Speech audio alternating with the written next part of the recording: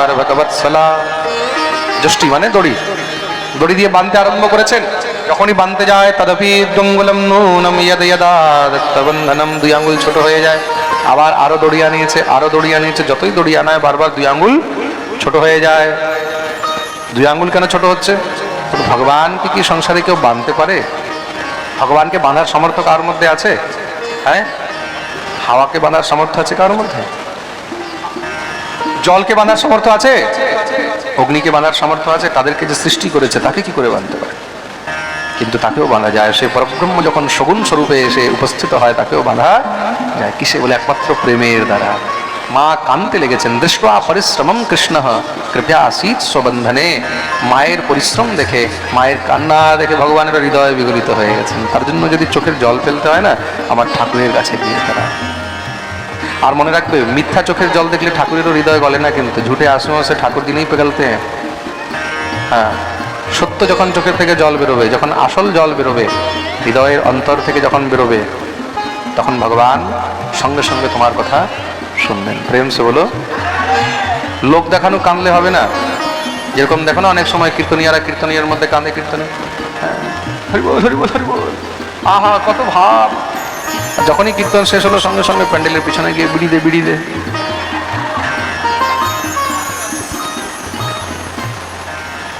তা এইসব লোক দেখানো কান্নার কোনো লাভ নেই। প্রেম সে বলো।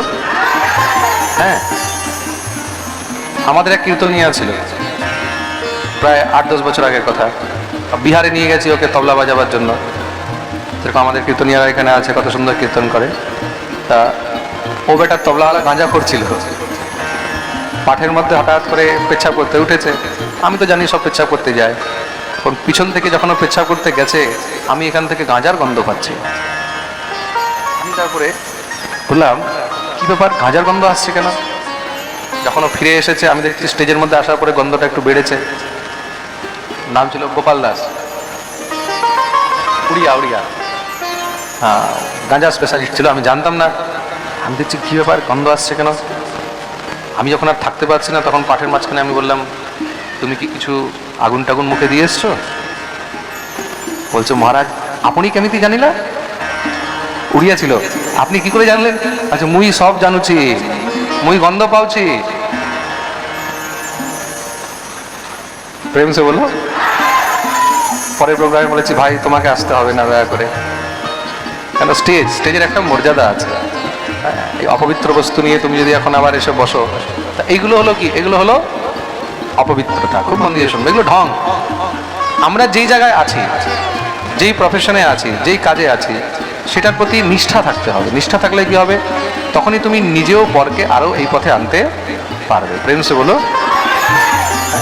নিষ্ঠাটা কেন দরকার? এই কারণেই নিষ্ঠা দরকার। যেরকম অনেকে দেখবে পাঠ করে, যখন পাঠ করে তখন তিলক তিলক করে বসে।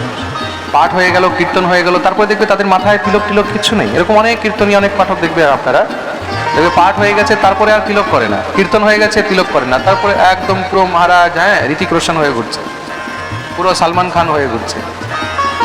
আরে ভাই, কীর্তনকে তোমরা বিক্রি করছো, কীর্তনকে তোমরা পেশা বানিয়ে নিয়েছো। ভগবত ভক্তির পথে যদি আসতে হয় তবে কীর্তন করো। ভগবত প্রীতি যদি থাকে তবে তুমি ঠাকুরের নাম গুণগান করো। শুধু পয়সা কামাবার জন্য অর্থ পিশাচ হয়ে পাঠ করবে, তুমি কীর্তন করবে, এগুলো কি? এগুলো হলো অপরাধ, এগুলো হলো লোক দেখানো, এগুলো হলো লোক দেখানো। তুমি যদি ভগবত ভক্তির পথে আসছো, কীর্তন করছো, পাঠ করছো, তাহলে তোমাকে সেটাকে নিজের অন্তরে আচরণও করতে হবে। তুমি স্টেজে একরকম, স্টেজের বাইরে আরেক রকম। এখানে উপদেশ করছো সবাইকে তিলক করো, মালা করো, বাইরে গিয়ে তুমি নিজে করছো না, তার কোনো মানে নেই। তার জন্য বলা হয়েছে, শাস্ত্রে কেন বলা হয়েছে? তোমার মধ্যে যদি ভাব আছে, ভগবান বলছেন, ভাব কা ভুখা হুঁ मैं, ভাব হি বসার হ্যায়, ভাব সে মুঝকো ভজে তো ভাব সে বেড়া পার হ্যায়। ভগবানের জন্য ভাব চাই। মিথ্যা চোখের জল দিয়ে ভগবান কখনো প্রসন্ন হন না। হৃদয় থেকে, অন্তর থেকে সততা আসতে হবে।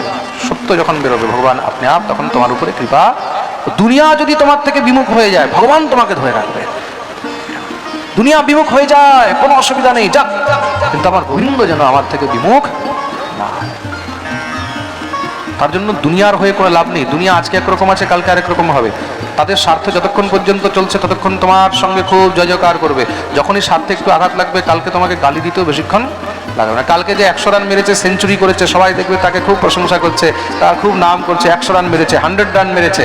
আর কালকে যদি সেই একটা ক্যাচ ছেড়ে দেয়, সেই যদি জিরোতে আউট হয়ে যায়, পরের দিন দেখবে তারা আবার গালি দেবে। এটাই হলো দুনিয়ার নিয়ম।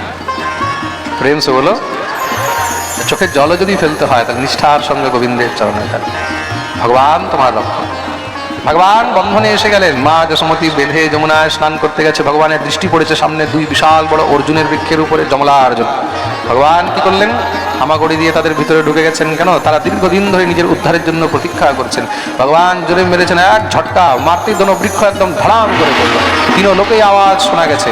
দেখতেই দেখতে তার মধ্যে থেকে দিব্য 2 পুরুষ চতুর্ভুজ রূপ ধারণ করে প্রকট হলেন। ভগবানের স্তুতি আরম্ভ করেছেন। বাণী গুণানুকথনে শ্রবণো কথায়াম হস্তৌ চ কর্মসু মনস্তব পাদয়োর্নঃ স্মৃত্যাম শিরস্তব নিবাস জগৎ প্রণামে দৃষ্টি সতাম দর্শনেস্তু ভবৎপনূনা। ভগবানের দিব্য স্তুতি করে পরমধাম গমন করলেন। এরা কে ছিল? কুবেরের 2 পুত্র ছিল, নলকুবর আর মণিগ্রীব। দেবর্ষি নারদের অভিশাপে তারা বৃক্ষ হয়েছিলেন। ভগবান তাদের উদ্ধার করলেন। যমলার্জুনের উদ্ধার করেছেন। দামেন উদরম বন্ধয়তি, দাম মানে দড়ি দিয়ে, উদর মানে পেটকে বন্ধন করলেন। তাই ঠাকুরের নাম হলো দামোদর। বলিয়ে দামোদর ভগবান কে। এদিকে সব ব্রজবাসীরা দৌড়ে এসেছেন। বৃক্ষ পড়ার ধ্বনি শুনে দৌড়ে এসে গোবিন্দকে যখন সেখান থেকে তুললেন, নন্দ বাবা ইত্যাদি সবাই বিচার করলেন আর গোকুলে থাকা যাবে না, নিত্য নতুন উৎপাত হচ্ছে, তাহলে যাবো কোথায়? বলে এর থেকে খুব সুন্দর এক জায়গা রয়েছে, তার নাম হলো শ্রীধাম বৃন্দাবন বনম।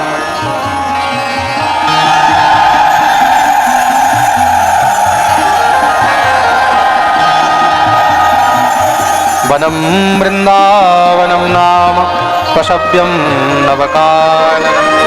এর থেকেও খুব সুন্দর জায়গা আছে, তার নাম হলো শ্রীধাম বৃন্দাবন। চলো বৃন্দাবনের দিকে। সবাই দিব্য আনন্দ বৃন্দাবনে চলছেন। ভগবান আনন্দিত, কেন এখান থেকে আমার বৃন্দাবনের লীলা আরম্ভ হবে।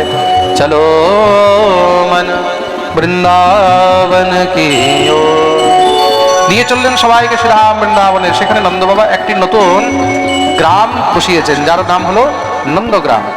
আর বিশ্বভানুজি নতুন গ্রাম বসিয়েছেন, যার নাম হলো বরসানা। ভগবান মা যশোমতীকে বললেন, মা আমি এখন গোচারণ করতে চাই। মা কি করেছেন? শুভ তিথি মুহূর্ত দেখে গোচারণ আরম্ভ করালেন। কবে? কার্তিক মাস শুক্লপক্ষ অষ্টমী তিথি, যেটাকে গোপাষ্টমী বলা হয়। ভগবান গোচারণ আরম্ভ করলেন। নাম হলো গোপাল। বলিয়ে গোপাল ভগবান কি। এদিকে কংস এক অসুর পাঠিয়েছে, নাম হলো বৎসাসুর। বাছুরের রূপ ধারণ করে এসেছিল গোবিন্দকে মারতে। সঙ্গে সঙ্গে ভগবান কি করলেন? তার লেজ ধরে ঘোরাতে ঘোরাতে সেখানে আছাড় দিয়ে তার গোবিন্দায় নমো নমঃ। আরেক অসুর পাঠিয়েছেন বকাসুর। ভগবান সেই বকের 2টি ঠোঁট ধরে মাঝখান থেকে একদম ছিঁড়ে ফেললেন। আরেক অসুর পাঠিয়েছেন, নাম হলো অঘাসুর। একদিন ভগবান গোচারণ করতে করতে যমুনার তটে যখন হঠাৎ করে দেখলেন একটি বিশাল বড় গুফা, রাখাল বালকরা কানাইকে বলছে, চলো কানাই গুহার মধ্যে গিয়ে বিশ্রাম করি। আসলে সেটা অঘাসুর, বিশাল বড় অজগর, মুখ খুলে বসে আছে, পাহাড়ের মতন মনে হয়। ভগবান বললেন, ভাই এটা গুফা নয়, এটা একটা অসুর। কেউ মানতে রাজি নয়। তুই তো মনে হয় স্বপ্নেও বোধহয় অসুর দেখিস, বলে সব মুখের ভিতরে ঢুকে গেছে। ঢুকতেই বিষের জ্বালায় সব মূর্ছিত হয়ে গেলেন। ভগবান দেখলেন আমাকে যেতে হবে। ভগবান যখনই তার মুখের ভিতরে প্রবিষ্ট হয়েছে, অঘাসুর মুখ বন্ধ করে দিয়েছে। কেন? সে গোবিন্দের জন্যই প্রতীক্ষা করছে। মুখ বন্ধ করতে ভগবান বিশাল আকার বাড়াতে লাগলেন। তার দেহকে ছিঁড়ে ভগবান প্রকট হয়ে গেলেন। সেখানেই তার গোবিন্দায় নমো নমঃ। সব রাখাল বালকদেরকে ভগবান মুক্ত করেছেন। মুক্ত করে যখনই সবার হোশ এসেছে, হোশ আসতে গোবিন্দকে বুকে জড়িয়ে ধরে কাঁদতে লেগেছেন, কানাই তুই না হলে তো আজকে আমাদের মৃত্যু হয়ে যেত, তুই হলি আমাদের রক্ষক। ভগবান বললেন, দেখো শুকনো শুকনো প্রশংসা করে লাভ নেই, তাহলে প্রশংসা করলে ভিজা ভিজা করতে হয়। তার মানে বলে নিজের নিজের ঘর থেকে যা বানিয়ে এনেছো আমাকে খাওয়াতে হবে। কানাই তুই আমাদের ঘরের জিনিস খাবি, কেন খাবো না? সবাই এত আনন্দিত হয়েছে, গোবিন্দকে ঘিরে চারদিক দিয়ে বসেছে। বিভ্রদবেণুং জঠরপটয়ো শৃঙ্গবেত্রে জগৎসে বামে বাণো মসৃণকবলম তৎফলান্যঙ্গুলেষু তিষ্ঠন মধ্যে स्वपरिसुरदोरासयन्नर्मभीस्मे स्वर्गे लोके मिषति बुभुजे यज्ञ भगवालके। গোবিন্দকে সবাই খাওয়াচ্ছেন। কিভাবে? নিজে একটু খেয়ে দেখে স্বাদ আছে কিনা, তবে গোবিন্দকে খাওয়ায়। ব্রহ্মা এই দৃশ্য দেখলেন, এই কি ভগবান? ভগবান কার এঠো খায়? না না না, নিশ্চয়ই কোনো মায়াবী, পরীক্ষা করতে হবে। দেখুন, ভগবানের লীলা দেখে তো ব্রহ্মা থেকে নিয়ে ইন্দ্র তাদেরও মোহ হয়ে যায়, তারাও সংশয়ে পড়ে যায়। আমাদের মতন সাধারণ জীব তাহলে ভগবানের লীলা বুঝবে কি করে? আমাদের তো সামর্থ্যই নেই। ভগবতী সতীর পর্যন্ত মোহ হয়ে গেছে। মনে সংশয় হয়ে গেছে শ্রীরামচন্দ্রকে দেখে, বলে ইনি ভগবান? আমরা দিনরাত যে রাম রাম জপ করছি, ইনি সেই রাম? আর যদি রাম হয় তাহলে রাম এইভাবে নিজের স্ত্রী বিরহে কাঁদে, হে খগ মৃগ হে মধুকর বেনি তোম দেখি সীতা মৃগনেনি। রাম কাঁদছেন তো হাসিতে হাসিতে হাসিতে। সতী পরীক্ষা নিতে গেছেন, তার জন্য পরীক্ষা নিতে যাওয়ার ফল কি হলো? সতীকে নিজের দেহ ত্যাগ করতে হলো পরে। ভগবানের লীলার মধ্যে কখনো সন্দেহ করতে নেই, খুব মন দিয়ে সঙ্গে। গুরু আর গোবিন্দের প্রতি কখনো সন্দেহ করতে, গুরু গোবিন্দের প্রতি মনের সন্দেহ মানে সেখান থেকেই পতন শুরু হয়ে যায়। প্রেম সে বলো। এই প্রকার ব্রহ্মা কি করেছেন? সব রাখাল বালকগুলোকে আর বাছুরগুলোকে হরণ করে নিয়ে চলে গেলেন। ভগবান বিশ্রাম করছিলেন, চোখ খুলে দেখলেন কেউ নেই। ভগবান বিচার করলেন, আচ্ছা ব্রহ্মা পরীক্ষা নিচ্ছে, দাঁড়াও বুড়ো বাবা তোমাকে দেখাচ্ছি। ভগবান কি করলেন? যত রাখাল বালক ছিল, যত বাছুর ছিল, ততই রূপ ধারণ করলেন। যেইভাবে নীলা চলছিল সেইভাবেই নীলা চলছে। 1 বছর পর্যন্ত এইভাবেই চললো। ব্রহ্মা ভাবলেন দেখি কি হচ্ছে, এসে দেখছে ওরে বাপরে, সেই সব রাখাল বালক, সেই সব বাছুর। আবার গিয়ে দেখছে তাদেরকে তো আমি শুয়ে রেখে এসেছি। আবার এসে দেখছে তারা এখানে, আবার কি দেখছে তারা ওইখানে, আবার এসে দেখছে এখানে। মাথা চকরিয়ে গেছে। সঙ্গে সঙ্গে গোবিন্দের চরণে পড়ে গেলেন, দিব্য স্তুতি আরম্ভ করেছেন। নমেদ্যতে ভ্রবপুষে তটিদম্বরায় গুঞ্জাবতং সপরিবেচ্ছল সন্মুখায় বন্যস্ত্রজে কবলবেত্র বিষাণবেণু লক্ষ্মশ্রিয়ে মৃদুপদে পশুপাঙ্গজায়। ভগবানের স্তুতি করলেন। এটাকে ব্রহ্মমোহন লীলা বলা হয়েছে। ভগবান ব্রহ্মার অভিমান চুরচুর করে দিলেন। বলিয়ে ভক্তবৎসল ভগবান কি। সব রাখাল বালকদেরকে যখন নিয়ে এসেছে, হোশ আসতেই তারা 1 বছর পরে গিয়ে সবাইকে বলেছে, আরে কানাইয়া নে আগাসুর মার দিও। 1 বছর পরে ব্রজবাসীরা জেনেছে। প্রেম সে বলো। এই প্রকার ভগবানের বয়স এখন 5 বছরের উপরে চলছে। ভগবান সব রাখাল বালকদেরকে নিয়ে একবার কি হয়েছে, যমুনার তটে রাম তালে গোচারণ করছে। গাভীগুলো যমুনার জলপান করতেই মূর্ছিত হয়ে গেল। ভগবান বিচার করলেন এটা কেন হলো? ওহো, এখানে বিষধর সর্প রয়েছে, নাম হলো কালিয়নাগ। ভগবান ভাবলেন তাকে তো তাড়াতে হবে। ভগবান সব রাখাল বালকদেরকে বললেন, কালকে আমরা এখানে গোচারণ করতে আসবো না, আমরা কালকে এখানে কন্দুক ক্রীড়া করতে আসবো, মানে বল খেলা করতে আসবো। ভগবান সবাইকে বলে চললেন। রাস্তায় ধেনুকাসুরের বধ করেছেন তাল বনে। পরের দিন ভগবান বল খেলা করতে করতে হঠাৎ করে কি করেছেন, বলটাকে ছুঁড়ে যমুনায় ফেলে দিয়েছে। যার বল ছিল নাম হলো শ্রীরামা, জোরে জোরে কাঁদছে, আমার বল এনে দে, আমার বল এনে দে, আমার বল। ভগবান বললেন, ভাই অন্য বল নিয়ে নিস। বলে না, আমাকে এটাই চাই। ভগবান বললেন, তাহলে কি এখন যমুনায় ঝাঁপ দেবো? বলে ঝাঁপ দে। ভগবানকে তো বাহানার দরকার ছিল। ভগবান উঠে গেলেন কদম গাছের উপরে, বললেন তাহলে ঝাঁপ দিচ্ছি, বলে তাড়াতাড়ি দে। ভগবান আর দেরি করেন, সঙ্গে সঙ্গে যমুনায় লাফ দিয়ে দিলেন। লাফ দিতেই তো সব রাখাল বালকরা কান্নাকাটি আরম্ভ করে দিয়েছে। শ্রীরামাকে যে যা পারছে তাই বলছে। দৌড়ে গিয়ে সব ব্রজবাসীদেরকে খবর দিলেন। নন্দ যশোদা তো শুনেই মূর্ছিত হয়ে গেছে। বলদেব প্রভু তাদেরকে বোঝাচ্ছে, সান্ত্বনা দিচ্ছে। সব দৌড়ে এসে যমুনার তটে কান্নাকাটি আরম্ভ। এদিকে ভগবান জলে প্রবিষ্ট হতেই সেখানে কালিয়নাগ যখনই গোবিন্দকে দেখেছে, সঙ্গে সঙ্গে মহারাজ খেতে দৌড়েছে। ভগবান মারলেন জোরে এক ঘুষি, মারতেই শরীরে একদম মহারাজ নসনস ঢিলা হয়ে গেছে। ক্রুদ্ধ হয়ে ভগবানকে লেজ দিয়ে পেঁচাতে আরম্ভ করেছেন। সর্পের স্বভাব হয় লেজ দিয়ে পেঁচিয়ে মেরে ফেলে, কিন্তু ভগবানকে ভালো করে পেঁচাচ্ছে। যত পেঁচায় ভগবান ততই আর শুকিয়ে যাচ্ছেন, সূচের মতন হয়ে। ভালো করে পেঁচিয়েছে। এবার ভগবান কি করছেন, ভগবান আস্তে আস্তে ফুলতে লাগলেন। এবার কি হবে, অঙ্গ অঙ্গ যখনই ফাটতে লেগেছে, সঙ্গে সঙ্গে ব্যথায় ভগবানকে ছাড়তেই ভগবান লাফ দিয়ে মাথার উপরে উঠেছে। মাথার উপরে উঠতেই যখনই মহারাজ যেই মাথা উঠায়, ভগবান সেই মাথার উপরে লাফ মারে। তার তো হাজার হাজার ফণ, যেই ফণটা উঠায় ভগবান তার উপরেই লাফ মারে। মুখ থেকে রক্তের বমন আরম্ভ হয়ে গেছে। ইয়াদ ইয়াদ সমন্নমতি নিঃশ্বসতো রসোচ্চে নৃত্যন পদানময়ন দময়াম বধূ। ভগবান মনে হচ্ছে তার ফণের উপরে নৃত্য করছেন। দিব্য ভগবান তার ফণের উপরে নৃত্য করছেন। সব যত সেখানে মহারাজ নাগ পত্নীগণ, কালিয়নাগের স্ত্রীগণ, তারা দৌড়ে এসেছে, প্রভু রক্ষা করো, ত্রাহিমাং ত্রাহিমাং ত্রাহিমাং। প্রভু জানি আপনি তো ন্যায়াধীশ, আপনার কাজ হলো দণ্ড দেওয়া। ন্যায়ো হি দণ্ড কৃতকিল বিশেষমিন স্তবাবতারঃ খল নিগ্রহায় দীপোসুতানামপি তুল্যদৃষ্টে দৎসে দমম ফলমেবানুশংসন। স্তবাবতারঃ খল নিগ্রহায়, তব অবতার কিসের জন্য? খল নিগ্রহ, দুষ্টের নিগ্রহের জন্য, দমনের জন্য। কিন্তু প্রভু আমরাও তো আপনার সন্তান, আমরাও তো আপনার মেয়ে। দুষ্টকে দমন করতে গিয়ে যদি আমরা বিধবা হয়ে যাই, তাহলে প্রভু আমরা যাবো কোথায়? অনাথ হয়ে যাবো। তুমি তো দীনানাথ। ভগবান শান্ত হয়ে গেলেন। ভগবান বললেন, ঠিক আছে, একটি শর্ত, তোমাদেরকে এখান থেকে যেতে হবে, এই স্থান পরিত্যাগ করে যেতে হবে, নইলে আমার নীলায় ব্যবধান হচ্ছে। কালিয়নাগ বললেন, প্রভু যেখানে যাব সেখানে আপনার বাহন গরুড় দেখলে খেয়ে ফেলবে, মেরে ফেলবে। ভগবান বললেন, চিন্তা করো না, তোমার মস্তকে আমার চরণ চিহ্ন দেখলে আর গরুড় তোমাকে স্পর্শ করবে না। ভগবানকে মস্তকের উপরে ধারণ করে যখনই জল থেকে বাইরে বের করেছেন, সব ব্রজবাসীরা দেখেই সঙ্গে সঙ্গে জয় জয়কার আরম্ভ করেছে। বলিয়ে কালিয়ে মর্দন ভগবান কি জয়। ভগবান কালিয়ের মস্তকের উপরে দিব্য তাণ্ডব নৃত্য করছেন। আহা, দেখুন, এক তাণ্ডব করেছিলেন দেবাদিদেব মহাদেব, আর আজকে এক তাণ্ডব করছেন আমাদের গোবিন্দ। সমস্ত সব ঋষি মুনি গন্ধর্ব কিন্নর চারণ যক্ষ রাক্ষস সব এসে দর্শন করছেন, দেবতারা পুষ্পবৃষ্টি করছেন। শ্রী সুরদাস মহারাজ ভগবানের দিব্য তাণ্ডবের বর্ণন।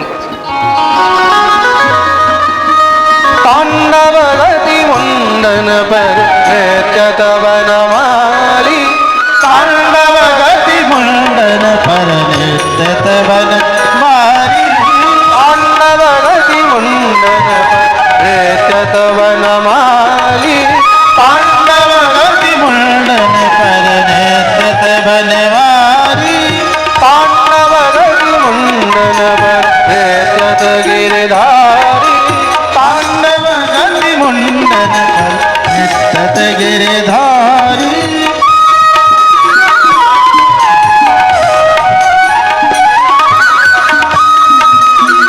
दोनों हाथों से ताली सेवा करते हैं। पम पम पम पग पट कट भम भम भम भननी ऊपर पम पम पम पग पट कट भम पम पम फनन युपर, बिम बिम बिम बिनती करत बिम बिम बिम बिनती करत, नाग बधुआरी, तांडव गति मुंडन पर तब नमाली, तांडव गति मुंडन पर नृत्य तवन मारी।